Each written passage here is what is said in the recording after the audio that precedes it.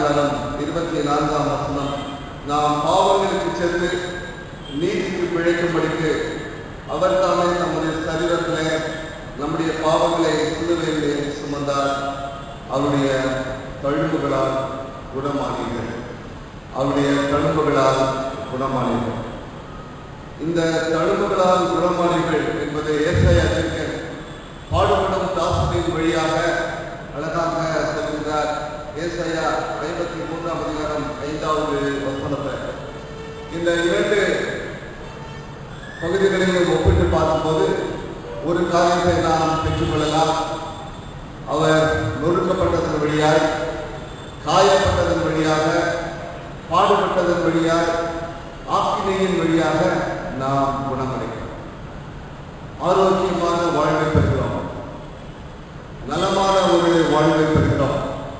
ஆங்கிலத்தில் நாம் சுகமடைகிறோம். ஆரோக்கியமான வாழ்வு எப்படி?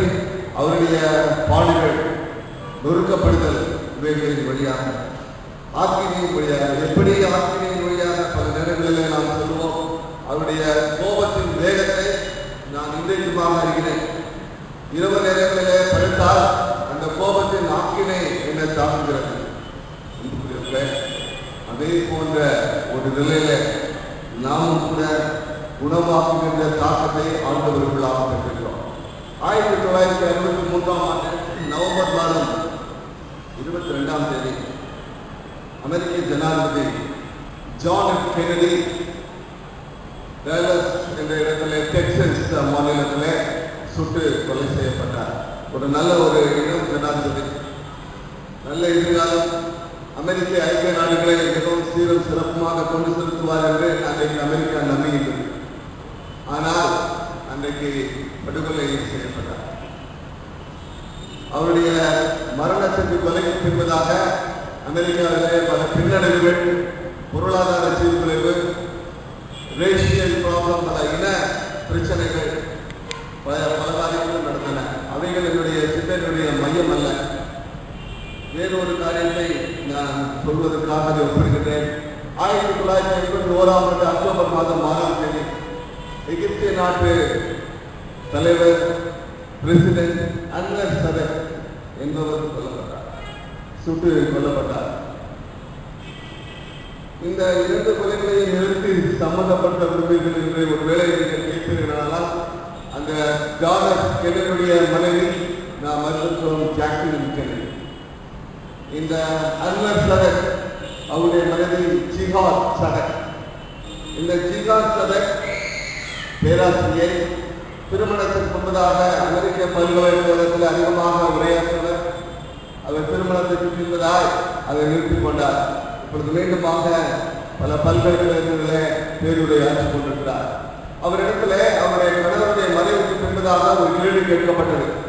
என்ன கேள்வி? உங்களுக்கு உங்களுடைய கணவன் படுகொலை செய்யப்பட்ட பிறகு உங்களுக்கு ஆறுதலாக இருந்தது என்ன காரியம்? இது உங்களை ஆறுதல் படுத்தியது? யாருடைய அனுபவங்கள், வார்த்தைகள், அவருடைய அருகாமையிலே இருந்த நிலைமை எது உங்களை ஆறுதல் படுத்தியது என்று சொல்லும் பொழுது அவர்கள் சொன்னார்கள், ஜாக்லின் கென்னடி அவர்கள் எழுதிய ஒரு சிறிய ஒரு வசனம், சிறு வாசகம், 2 எழுத்துக்கள். அது என்ன? What I have gone through, you go through now. திரும்பமாக சொல்கின்றேன், What I have gone through, you go through now. நான் எந்த அனுபவத்தின் வழியாக கடந்து சென்றேனோ அதே அனுபவத்திற்குள்ளாக நீயும் கடந்து செல்கிறாய். அன்புக்குரியவர்களே, எவ்வளவு அர்த்தமான ஒரு என்னுடைய அனுபவம், வேதனையான அனுபவம். இது போன்று 18 ஆண்டுகளுக்கு முன்பதாக நான் கடந்து சென்றேன். இன்றைக்கு அதே விதமான அக்கினையிலே, வேதனையிலே, கொடூரத்திலே நீயும் கடந்து செல்கிறாய். இதுதான் என்னுடைய பொருள். இந்த 2 வரிகளை எழுதி, I have gone through what you go through, Jacqueline Kennedy. இதுதான் அன்றைக்கு அவர்கள் எழுதிய சிறிய கடிதம். 2 வரிகள் இருக்கிற மனசுல. இந்த 2 வரிகளுடைய கடிதத்தின் தாக்கம் அன்றைக்கு மிகப்பெரிய துக்கத்தில் இருந்த சிகாஸ் அவர்களுக்கு மிகப்பெரிய ஆறுதலாக இருக்கிறது.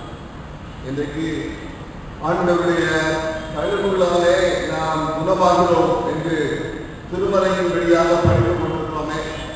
அவர் நொறுக்கப்பட்டதன் வழியாக, பாடுபட்டதன் வழியாக, காயப்பட்டதன் வழியாக உடன்படுகிறோம் என்றால் அப்படிப்பட்ட அனுபவத்தை நாம் உள்ளடக்குவதற்காக, அந்த அனுபவத்தின் வழியாக வாழ்கின்றவர்களாக, வாழ்கின்ற கிறிஸ்தவர்களாக இருக்கும் பொழுது மட்டுமே நாம் உணர்கின்ற அனுபவத்தை பெற்றுக்